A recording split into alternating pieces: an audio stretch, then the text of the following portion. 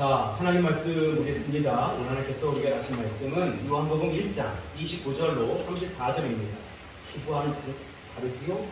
요한복음 1장 29절로 34절까지 있는 말씀, 29절로 34절까지 있는 말씀 한 절씩 교독하겠습니다. 신약성경 143년입니다. 이튿날 요한이 예수께서 자기에게 나오심을 보고 이르되 보라, 세상지를 지고 가는 하나님의 어린 양이로다.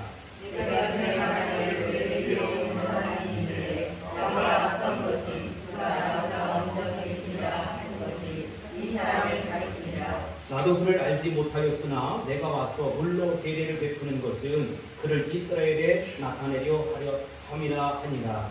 너는 또 말하기를 내가 보내 성령이 들리같이 하늘로부터 내려와서 그의 위에 머물렀더라. 나도 그를 알지 못하였으나 나를 보내어 물로 세례를 베풀라 하신 그이가 나에게 말씀하시되 성령이 내려서 누구 위에든지 머무르는 것을 보거든 그가 곧 성령으로 세례를 베푸는 이인 줄 알라 하셨기에 내가 보고 그가 하나님의 아들이심을 증언하였노라 하니라. 아멘. 자, 오늘께서 우리가 하신 말씀은 요한복음 1장 29절로 34절까지 있는 말씀입니다. 세상지를 지고 가는 하나님의 어린 양, 따라할까요? 세상지를 지고 가는 하나님의 어린 양. 하나님께서 천지를 창조하실 때 마지막 날, 여섯 번째 날 특별히 인간을 창조하시고 보시기에 심히 좋았더라. 영어로 very good 이렇게 말씀하신 것처럼 오늘 아침에 여러분의 얼굴을 보니까 참 좋다, 참 평안하다 이런 생각이 들었습니다. 모든 성도들의 얼굴이 예쁘고 화사하고 은혜롭고 평화가 넘치는 것 같습니다. 사랑하는 성도 여러분, 이 시간 우리 주님은 여기 계십니다. 예수님은 여기 계십니다. 근데 여러분, 예수님의 모습은 어떨까 궁금하지 않습니까? 요한계시록 1장에 보니까 13절로 16절에 예수님의 모습을 이렇게 묘사해 놨습니다. 발에 끌리는 옷을 입고 가슴에 금띠를 띠고 그의 머리와 털의 희기가 흰 양털 같고 눈 같으며 그의 눈은 불꽃 같고 그의 발은 풀무불에 단련한 빛난 주석 같고 그의 음성은 많은 물소리와 같으며 그의 오른손에 7별이 있고 그 입에서 좌우의 날선 검이 나오고 그 얼굴은 해가 힘있게 비치는 것 같더라 라고 말씀하셨습니다. 그분이 말씀하십니다. 두려워하지 말라, 놀라지 말라. 나는 처음이요 마지막이다. 나는 죽어 있으나 살았다. 나는 죽었으나 살아있다 라고 말씀하셨어요. 예수님 십자가에서 이미 한번 죽으셨습니다. 왜요? 나의 죄를 위해서, 나의 저주를 위해서, 나의 병을 위해서 그분은 이미 2000년 전에 십자가에서 못 박혀 돌아가셨습니다. 그리고 다시 사셨습니다. 여러분, 그런데 우리가 이 시간 예배하는 우리 모두는 다 하나님의 자녀가 되었습니다. 과거, 현재, 미래형 가운데 과거형이라는 것이지요. 모두가 다 하나님의 자녀이심을 믿으시기 바랍니다. 그러므로 여러분, 우리에게 저주는 떠나갔습니다. 예수님이 채찍에 맞음으로 우리의 모든 질병은 이미 2000년 전에 사라졌습니다. 나았습니다. 그것을 2000년 이후인 우리가 믿음으로 그것을 가져오는 것이지요. 믿음으로 그것을 끌어오는 것입니다. 치료는 2000년 전에 이미 끝난 사건, 저주는 2000년 전에 이미 끝난 사건. 그러니까 여러분의 불행도 저주도 이미 끝난 사건이라는 것입니다. 믿음으로 확신할 수 있게 되길 바라고 믿음으로 인정할 수 있게 되기를 주의 이름으로 축원합니다. 할렐루야. 그래서 예수님이 이렇게 말씀하셨어요. 요한계시록 1장 18절에 보면 우리 같이 읽을까요? 나오지? 자막이 나와요? 요한계시록 1장 18절 우리 합독합니다. 시작. 곧 살아있는 자가 내가 전에 죽었었노라 볼지어다 이제 세세토록 살아있어 사망과 음부의 열쇠를 가졌느니. 아멘. 여러분, 예수님이 이미 죽었다 이렇게 표현했고 이제 뭐라고 했느냐, 세세토록 살아있을 것이다. 사망과 음부의 열쇠를 가졌다 이렇게 말씀하셨어요. 사망과 음부의 열쇠가 뭡니까? 그것은 지옥을 열고 닫고 하는 열쇠를 누가 갖고 계시다? 우리 주님이 갖고 계시다는 것입니다. 그래서 요즘 계속해서 듣는 말씀은 마태복음 18장 18절로 19절에 보면 띄워주세요. 진실로 너에게 이르노니 무엇이든지 너희가 땅에서 매면 하늘에서 매일 것이요 무엇이든지 땅에서 풀면 하늘에서도 풀리리라. 진실로 다시 너에게 이르노니 너희 중에 두 사람이 땅에서 합심하여 무엇이든지 구하면 하늘에 계신 내 아버지께서 그들을 위하여 이루게 하시리라 이렇게 말씀하고 있습니다. 하늘에 계신 내 아버지께서 우리를 위해서, 나를 위해서, 그들을 위해서 이루어 주신다는 것입니다. 성취해 주신다는 것입니다. 응답해 주신다는 것입니다. 해결해 주신다는 것입니다. 그러므로 여러분, 매여 있는 모든 것들을 푸세요. 원망도 푸시고 상처도 푸시고 과거도 다 땅에 묻어버릴 수 있게 되길 바랍니다. 이사야 43장 8절 말씀에 보면 너희는 이전 일을 기억하지 말라. 너희는 옛적 일을 기억하지 말라는 것이지요. 옛날 일은 생각도 하지 말라 이렇게 말씀하고 있습니다. 여러분의 과거가 송충이가, 황충이가, 메뚜기가 먹어버린 과거랄지라도 그것을 현재까지 끌고 가지 마시기 바랍니다. 우리에게는 하나님이 펼쳐주실 세일이 있고 하나님이 열어주실 세일이 있다는 것입니다.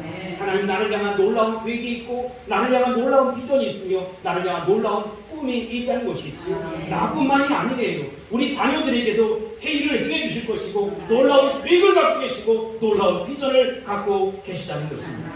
이사야 43장 19절 말씀에 보면 보라 내가 세일을 행하리니 이제 나타낼 것이라 너희가 그것을 알지 못하겠느냐 반드시 내가 광야의 길을 사막의 강을 내리니 이렇게 말씀하고 있습니다. 광야의 길을 내신 하나님, 사막의 강을 내신 그 하나님께서 우리 가운데 무엇을 보태 주겠습니까? 가끔 우리 부모님들이 그렇게 하시잖아요. 우리 자녀들이 모르는 계획을, 비전을 세우는 것이지요. 이 아이가 자라면, 이 아이가 대학에 가면, 이 아이가 성인이 되면 이러이러한 아들이 되어주고 이러이러한 딸이 되어줬으면 하면서 그들에게 꿈을 갖고 있고 적금을 들고 있고 그리고 나름대로의 계획을 갖고 있는 것이지요. 부모님은 분명 꿈을 갖고 있는데 자녀들은 그것을 모르는 거예요. 그래서 볼멘 소리 할 때가 있고 입이 퉁퉁 나와서 이야기할 때가 있어요. 물론 부모님이 야단도 치고 혼도 내지만 그것은 그 아이를 골탕 먹이려고 하는 것도 아니고 막무가내식으로 혼내기 위함이 아니라는 것이지요. 그것은 부모님이 자녀를 향한 꿈이 있고 계획이 있고 기대가 있기 때문이라는 것입니다. 네가 그저 올바로 자라달라, 정말로 주님 기뻐하시는 모습으로 자라달라는 것입니다. 그런데 여러분, 우리가 자녀에게 기대를 갖고 있고 꿈이 있는 것처럼 하나님 아버지께서도 우리에게 꿈과 비전과 계획을 갖고 있다는 것입니다. 그래서 우리에게 이렇게 성장해 달라. 나를 향한 하나님의 위대한 꿈과 비전과 계획이 있다는 것입니다. 인정하십니까? 오늘 설교의 제목이 뭐냐? 세상죄를 지고 가는 하나님의 어린 양이라는 것입니다. 대단히 중요한 주제입니다. 세례 요한과 예수님이 만나는 장면이 오늘 본문에 쭉 나와 있습니다. 그런데 세례 요한의 어머니와 그 예수님의 어머니는 친척 관계이잖아요. 서로 잘 아는 사이고 자주 만났던 것 같습니다. 그런데 어떤 연고인지 세례 요한과 예수님은 그렇게 친하지가 않았던 것 같아요. 자주 만남이 없었던 것 같아요. 그래서 나도 이분을 뭐라고 표현하느냐 잘 모른다 이렇게 시작하는 것이지요. 드디어 세례 요한이 예수님의 사역을 준비하기 위해서 요단강 건너편 베다니에서 세례를 베푸는 장면이 오늘 본문에 나와 있습니다. 물로 세례를 주는 것입니다. 여러분, 예수님을 증거하기 위해서 물로 세례를 주는 것이지요. 세례 요한의 위대한 것이 뭐냐? 그것은 여자가 낳은 자 중에 가장 위대한 자다. 성경은 그렇게 표현하고 있어요. 왜 여자가 낳은 자 중에 가장 위대하다고 표현했을까? 세례 요한은 지난주에 이야기했던 것처럼 자기 정체성, 아이덴티티를 갖고 있었다는 것입니다. 우리 대부분의 사람들은요, 정체성을 잘 몰라요. 정체성이 뭔지도 이해 못해요. 자기가 자기를 제일 잘할 것 같은데 사실 자기가 자기를 제일 잘 몰라요. 부부가 서로 이야기하다 보면 아웅다웅하고 다투다 보면 내가 이런 것도 몰랐나? 그 사람이 이것도 몰랐나? 서로 자기 자신을 잘 모른다는 것이지요. 자기 자신을 잘 모르기 때문에 자기 정체성이 없기 때문에 방황하는 것입니다. 여러분, 왜 사람들이 방황합니까? 시작은 있으나 끝이 분명하지 않기 때문이라는 것이지요. 무슨 일을, 어떤 일을 시작했는데 결과와 끝을 모르기 때문에 사람들은 방황을 하는 것입니다. 그래서 사랑을 해도 방황을 하고 돈을 벌어도 방황을 하고 성공을 해도 방황하는 것입니다. 이 방황의 핵심에는 자기 정체성의 부재, 내가 누구냐라고 하는 사실을 모르는 것이지요. 내가 누구인지, 왜 사는지, 하나님 왜 이 세상에 나를 보내셨는지 그 목적과 그 방향과 그 정체성, 너는 이렇게 살다가 나한테 오라 라고 하는 그 사실을 모르는 거예요. 그래서 노세 젊어서 노세 이렇게 하지 않습니까? 그래서 딴 노래만 계속해서 부르고 계속해서 딴 말만 하고 있는 것이지요. 핵심이 본질이 벗어난 말만 하고 있고 그런 노래만 하고 있는 거예요. 그래서 기분 좋게 노래방에 가서 노래를 해도 노래를 불러도 허무하고 여러 가지 말을 해도 허무한 것입니다. 이유가 무엇입니까? 정체성이 없기 때문이라는 것입니다. 그러나 세례요한은 나는 누구냐? 나는 예수 그리스도의 오실 길을 예비하는 준비하는 사람이요 광야에서 외치는 자의 소리다 하고 자기 정체성을 정확히 알고 있었다는 것입니다. 나는 물대동산교회에 부름을 받아서 물대동산교회 성도들을 잘 관리하라고 하나님께서 불러주신 거예요. 그래서 지금 이 자리를 떠나려고 해도 못 떠나는 것이지요. 아직까지 내 사명이 여기 있기 때문에 이 자기 사명을 발견한 사람은 방황하지 않습니다. 아무리 힘들어도 아무리 고단해도 아무리 삶이 고통스러워도 내게 무슨 병이 있을지라도 그 사명에 입각한 삶을 사는 것입니다. 세례 요한이 분명하게 알았던 것은 삶의 목적이에요. 세례 요한의 삶의 목적이 뭐냐? 오직 예수 그리스도입니다. 나는 예수 그리스도의 신발끈을 틀기도 감당치 못하는 사람이다. 나는 예수님이 오시는 길을 예비하는 사람이다. 나는 예수님이 오시는 길을 온 인류를 위해서 준비하는 사람이다. 이런 것이지요. 이게 뭐가 똑같느냐? 아침에 여러분 니아원들이라고 예전에 청소부라고 했는데 그분들이 열심히 시민들을 위해서 청소하는 것이지요. 그분들은 새벽 2시 반쯤 이렇게 나가서 4시 반까지 한 2시간 길을 열심히 쓰는 것이지요. 왜 그래요? 시민들에게 깨끗한 길을 제공하기 위해서라는 것입니다. 세례 요한이 바로 그런 일을 했어요. 예수 오시는 길을 예비했단 말이지요. 우리 사명이 그러니까 예수님이 오시는 길을 예비하는 것이 아니라 오신 예수님을 전도하는 것입니다. 십자가 복음, 생명의 복음을 전하는 것입니다. 주님 다시 오실 길을 깨끗이 닦고 나도 거룩하고 성결한 삶을 살 수 있어야 된다는 것입니다. 우리는 그 귀한 사명을 맡은 자들이에요. 우리는 예수님 때문에 영광받을 자들이 아니라 예수님을 위해서 섬김을 다하는 사명을 받은 자들이 있는 것입니다. 우리 교회에 성도들이 오면 불편하지 않을까? 이런 생각을 할 수 있어요. 여러분, 제 어느 선배 목사님이 미국의 윌리엄크리라는 교회에 가셨는데 그 교회는 쓰레기통에 쓰레기가 하나도 없다는 거예요. 여러분, 쓰레기통에 쓰레기가 있어야 되는데 쓰레기통에 쓰레기가 하나도 없다는 도대체 왜 그럴까 하고 담임 목사님에게 물었더니 교회에 오는 사람들 가운데 대부분이 교회에 안 나올 이유를 찾는 사람들이 많다는 거예요. 그가 보면 비록 교회에 왔지만 나는 더러워서 이 교회에 못 오겠다. 나는 주차장이 협소해서 이 교회에 못 오겠다. 이 핑계 저 핑계 대면서 교회에 오지 않을 이유를 대는 사람들이 많이 있다는 거예요. 그래서 윌로크리 교회는 모든 말이지요. 볼 때마다 누구든지 달려가서 쓰레기통을 피운다는 거예요. 교회를 병원처럼 깨끗하게 기분 좋게 만든다는 것이지요. 이것이 교회에 와서 예수 안 믿을 핑계를 대지 못하게 만드는 것이지요. 나는 우리 물대동산교회 성도들이 이제 2주 되었잖아요. 근데 우리 성도들이 다 그런 성도가 될 수 있길 바랍니다. 교회에 오셔서 더러운 것이 있으면 닦고 쓰레기가 있으면 줍고 그렇게 해서 많은 사람들이 편하게 신앙생활할 수 있도록 도와줘야 한다는 것입니다. 내 자리도 양보하고 다른 사람 불편하지 아니하도록 그 자리에 앉게 하고 나는 서서 예배드리면 어떻습니까? 주님이 내 예배, 우리 신령과 진정으로 드리는 이 예배를 받아줄 테니 말이지요. 세례 요한에게는 두 가지 정체성이 있었어요. 첫째, 내가 누구냐, 누구를 믿어야 되느냐라고 하는 것을 알고 있었다. 두 번째, 내가 무엇을 위해서 살아야 되느냐라고 하는 것을 알고 있었다는 것입니다. 드디어 이제 세례 요한과 예수님 만나지요.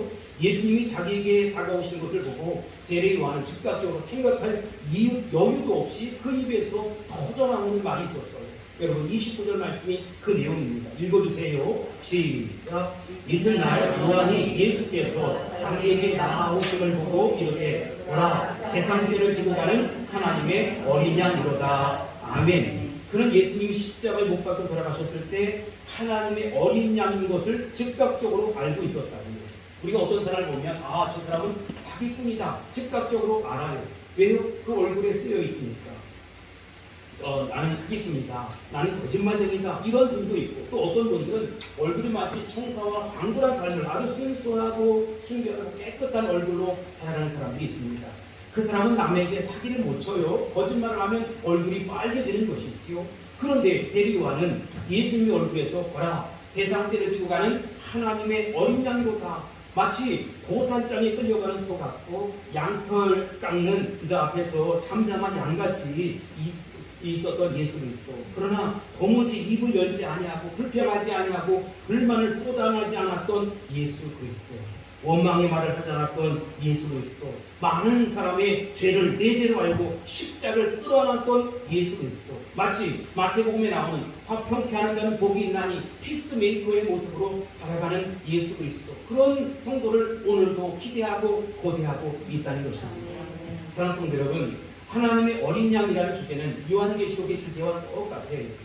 요한계시록 5장 11절 12절 말씀을 우리 보겠습니다. 읽어주세요. 시작. 내가 또 보고 들음에 보좌와 생물들과 장로들을 둘러선 많은 천사의 음성이 있으니 그 수가 만만이요 천천이라. 큰 음성으로 이르되 죽임을 당하신 어린 양은 능력과 부와 지혜와 힘과 존귀와 영광과 찬송을 받으시기에 합당하도다 하더라. 아멘. 죽임을 당하신 어린 양은 요한계시록 7장에도 나와요. 7장 9절로 12절 말씀 읽어주세요. 시작. 이일 후에 내가 보니 각 나라와 족속과 백성과 암원에서 아무도 능히 셀 수 없는 큰 무리가 나와 신옷을 입고 손에 종려가지를 들고 보호자 앞과 어린 양 앞에 서서 큰 소리로 외쳐 이르되 구원하심이 보좌에 앉으신 우리 하나님과 어린 양에게 있도다 하니 모든 천사가 보좌와 장로들과 내 생물의 주위에서 있다가 보좌 앞에 엎드려 얼굴을 대고 하나님께 경배하여 이르되 아멘. 찬송과 영광과 지혜와 감사와 존귀와 권능과 힘이 우리 하나님께 세세토록 있을지어다. 아멘 하더라. 아멘. 여러분, 그 천사들이, 그 장로들이, 그 각종 생물들이 하늘에서 본 것은 일찍 죽임을 당하신 어린 양 예수 그리스도. 그는 본래 하나님이셨어요. 그러나 사람을 구원하기 위해서 사람의 몸을 입고 이 땅에 오셨다는 것입니다. 그런데 그 사람이 어떤 사람이냐? 우리같이 사탄이 핥히고 간, 죄가 핥히고 간 양심이 더러워진 인간이 아니라는 것이지요. 우리같이 본성이 더러워진 인간이 아니라는 것입니다. 그저 우리는 입만 열면 개자녀 18 자꾸 그러잖아요. 마음에 화가 생기고 나도 모르게 불쑥불쑥 올라오는 것이 있어요. 우리 본성이 다 그렇지 않습니까? 참다가도 잘 참다가도 얼굴이 굳어지기도 하고 눈꼬리가 올라가기도 하고 입이 삐쭉 올라가기도 하고 그러잖아요. 그런데 예수님은 그러지 않으셨다는 것입니다. 죄가 없으신 예수 그리스도, 하나님이 최초로 만드신 하나님의 형상으로 지음받은 죄라는 것을 털끝만큼도 모르는 사탄이 핥히고 가지 않은 예수 그리스도, 언젠가 천국에 가서 우리가 그런 모습으로 회복될 것입니다. 우리 모두 이 세상에서 육의 옷을 벗으면 그런 모습으로 회복될 것입니다. 회복될지어다. 회복될지어다. 그런데 2000년 전에 그런 모습으로 예수님이 사람의 모습, 인간의 모습으로 이 땅에 오셨다고요. 그래서 그분이 나이가 12살이건 30살이건 33살이건 이것은 전혀 상관이 없어요. 나이와 상관이 없어요. 그리고 그에게서 하나님이 창조한 순수한 인간의 모습을 이제 사람들이 본 것입니다. 그러니까 예수님이 입을 열어서 어떤 말씀을 하시기 전에 그 얼굴에서 온 인류를 구원한 세상 죄를 지고 가는 하나님의 어린 양이로다 라고 하는 그 모습을 보게 된 것이지요. 여기서 요한계시록에 나타난 그 어린 양이 갈보리산에 십자가에 우뚝 선 것입니다. 많은 사람들은 그에게 빨려들듯이 몰려갔어요. 모든 언어, 모든 백성, 모든 민족, 모든 열방의 백성들이 원근 각처에서 예수 그리스도에게 나오게 되었다는 것입니다. 몰려오게 되었다는 것입니다. 그래서 예수 그리스도는 역사의 초점이라는 것이지요. 과거나 현재나 미래나 예수 그리스도는 역사의 초점입니다. 적용할까요? 내 삶의 과거, 현재, 미래의 모든 초점은 예수 그리스도. 그분이 정답이고 그분이 해답이라는 것입니다. 풀리지 않는 숙제가 있습니까? 풀리지 않는 문제가 있습니까? 그분이 오셔서 역사하실 수 있도록, 그분이 오셔서 도와주실 수 있도록, 그분이 오셔서 상관할 수 있도록 여러분 그분을 초청할 수 있게 되길 바랍니다. 수고하고 무거운 짐 진 자들아 다 내게로 오라고 주님 말씀하셨습니다. 30절 보겠습니다. 읽어주세요. 시작. 내가 전에 말하기를 내 뒤에 오는 사람이 있는데 나보다 앞선 것은 그가 나보다 먼저 계십니다 한 것이 이 사람을 가리킵니다. 아멘. 여기 내 뒤에 오는 사람이 있는데 나보다 앞선 것은 한자로 쓰면 먼저선 있을째 선제하신 예수 그리스도입니다. 먼저 계셨다는 것이지요. 예수님은 아브라함보다 먼저 존재하셨습니다. 세례 요한보다 먼저 존재하셨습니다. 온 인류가 태어나기 전부터 예수님은 하나님 아버지셨습니다. 그래서 여기에 내 뒤에 오는 사람이 있는데 나보다 앞선 것은 그가 나보다 먼저 계심이라는 것이 이 사람을 가리킵니다. 선지하신 예수 그리스도. 이 지구가 인간이 태어나기 전부터 하나님으로 계셨던 그분 나도 이분을 잘 모르지만 그러나 내가 와서 세례를 주는 까닭은 이분 때문이라는 것입니다. 세례 요한이 헤롯에게 참수형을 당하든 말든 그건 중요하지 않아요. 내가 살든 죽든 그것은 중요하지 않아요. 오직 예수 그리스도 한 분 때문이라는 것입니다. 그래서 예수 그리스도 한 분 때문에 그가 이 땅에 존재하는 것이죠. 존재의 목적은 예수 그리스도입니다. 이분은 세례 요한은 그것에 철저했어요. 사명에 철저했어요. 우리가 세례 요한처럼 100% 주님만 생각하면 얼마나 좋겠어요. 근데 마귀가 우리를 흔들고 마귀가 우리를 핥히고 우리가 마귀의 시험을 당할 때가 있다는 것입니다. 그래서 우리는 정신 바짝 차려야 하고 마귀와 싸우고 대적하고 몰아낼 수 있어야 한다는 것입니다. 마귀의 세력은 결박당할지어다, 올라갈지어다, 떠나갈지어다, 내 삶 속에 엄두도 내지 못할지어다.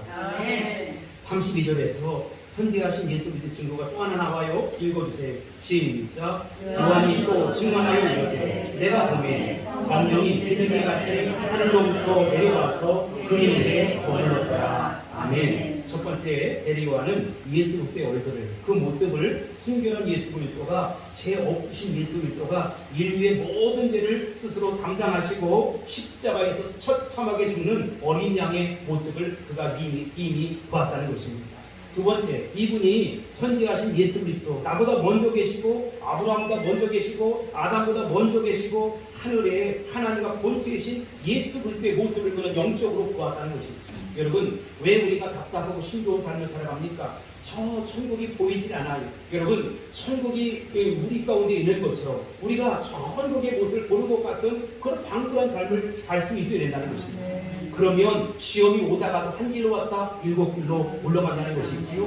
그와 같은 애가 있을지어다, 그와 같은 애가 나타날지어다. 세 번째로 그분 위에 뭐가 있느냐? 성령이 비둘기같이 내리는 것입니다.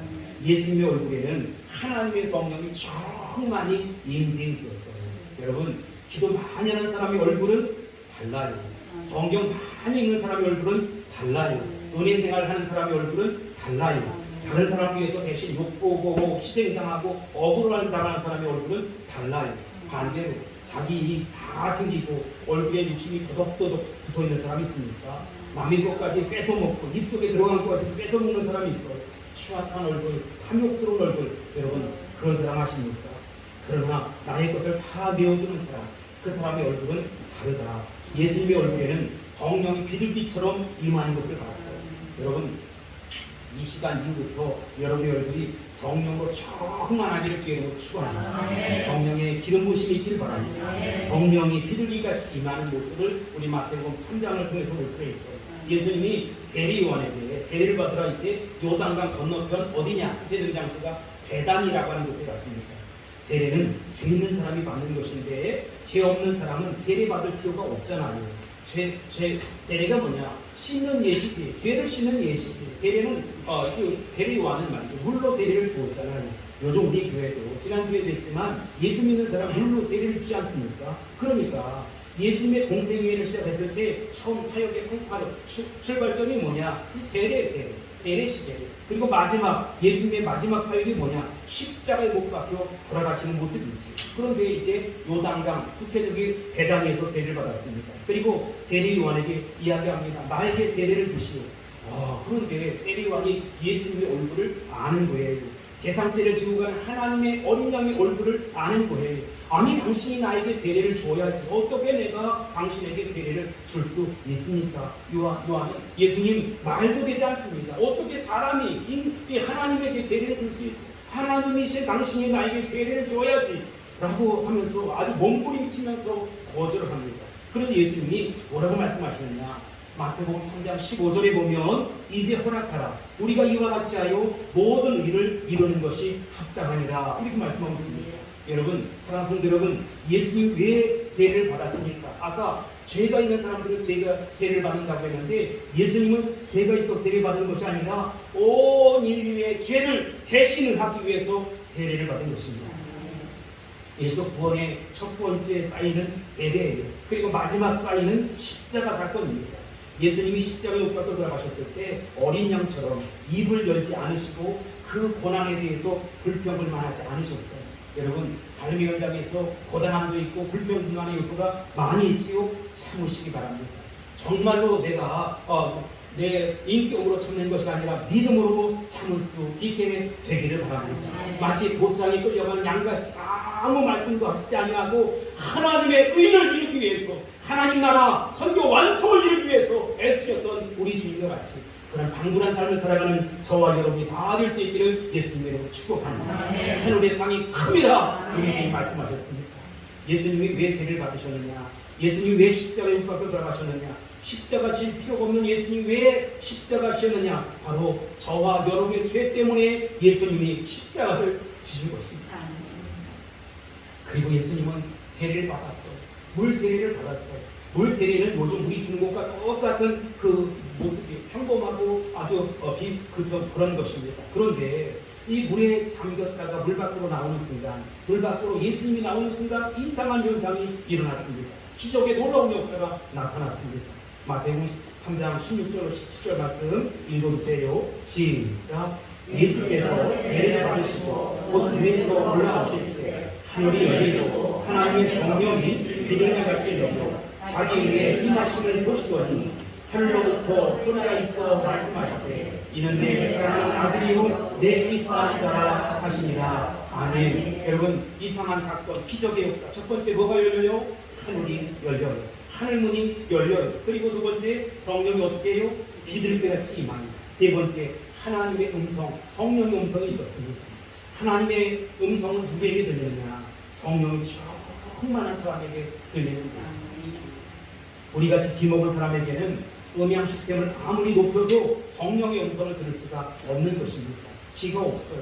하나님을 알아보는 눈이 없어요. 하나님을 느끼는 마음이 없어요. 왜요? 죄가 다 막아놓았어요. 그러나 죄가 예수 보혈로 씻음받고 성령을 받은 사람은 하나님의 세미한 음성을 들을 수 있다는 것입니다. 사랑하는 성도 여러분, 여러분도 세미한 하나님의 음성을 들을 수 있게 되길 바랍니다. 들을지어다, 들릴지어다. 그리고 그는 예수님의 불꽃 같은 눈이어서 금방 알아보게 되었어요. 여러분, 그냥 보면 알아요. 그런 통찰력을 누가 주느냐? 하나님 아버지께서 우리에게 부으신다는 것입니다. 상한 마음 보듬어 주는 그런 저와 여러분이 될 수 있길 바랍니다. 할 말이 많이 있지만 사랑하는 아내를 위해서 참을 수 있게 되길 바랍니다. 사랑하는 남편을 위해서 참을 수 있게 되길 바랍니다. 사랑하는 부모님과 자식을 위해서 참을 수 있게 되길 바랍니다. 여러분, 성령께서 내 마음을 만져주셔서 정말로 주님께서 기뻐하시는 그 은혜의 삶을 살아가는 저와 여러분이 될 수 있길 주의 이름으로 축복합니다. 할렐루야. 세례 요한은 알았어요. 그분의 얼굴에서 하나님 어린 양의 모습을 본 것이지요. 그리고 그분은 선지하시는 분이다 라고 하는 사실, 하나님의 본체와 같다는 사실을 이 세례 요한은 영적으로 이미 알았다는 것입니다. 또한 하나님의 성령이 그 머리 위에 임하는 것을 알아서요. 33절 봅시다. 시작. 나도 그를 알지 못하였으나 나를 보내 물로 세례를 베풀려 하신 그이가 나에게 말씀하시되 성령이 내려서 누구에게든지 머무는 것을 보거든 그가 곧 성령으로 세례를 베푸는 인 줄 알라 하셨기에. 아멘. 성령 세례가 임한 분이 성령 세례를 주는 것이지. 그러므로 여러분들은 이상한 분과 친하게 지내지 마시고 성령 세례 받은 분과 친하게 지내실 수 있게 되길 바랍니다. 기도 많이 하는 사람과 친하게 지내세요. 그 사람은 입을 열 때마다 하나님의 음성을 들려줄 것입니다. 그 사람은 하나님 마음을 깨닫게 해주는 그런 이야기를 할 거예요. 여러분을 자극하고 여러분을 쾌락으로 인도하고 여러분을 죽음으로 인도하는 그 사람과 다 끊으세요. 아니, 끊지 말고 그분을 전도하세요. 35절 36절 읽어주세요. 시작. 또 이튿날 요한이 자기 제자 중 두 사람과 함께 섰다가 예수께서 권위심을 보고 말하되 보라 하나님의 어린 양이로다. 아멘. 예수님의 얼굴에는 세상죄를 지고 가는 하나님의 어린 양의 모습이 나타났던 것이지. 세상죄를 다 지고 가는 하나님의 어린 양. 여러분 저기 뒤에 보면 예수님이 양떼 사이에서 지팡이를 팍 들고 계시는 모습. 예수님이 약간 이렇게 실사하다 보니까 흐트러졌잖아요. 그런데 예수님의 모습이 진짜 어떠냐? 이사야 53장 1절로 6절에 보면 있을 거예요. 이사야 53장 1절로 6절 말씀 읽겠습니다. 시작. 우리가 전한 것을 누가 믿었느냐? 여호와의 팔이 누구에게 나타나느냐? 그는 주 앞에서 찬양하기를 연한 순 같고 마른 땅에서 나온 꿀이 같아서 고운 모양도 없고 풍채도 없은즉 우리가 보기에 흠모할 만한 아름다운 것이 없도다.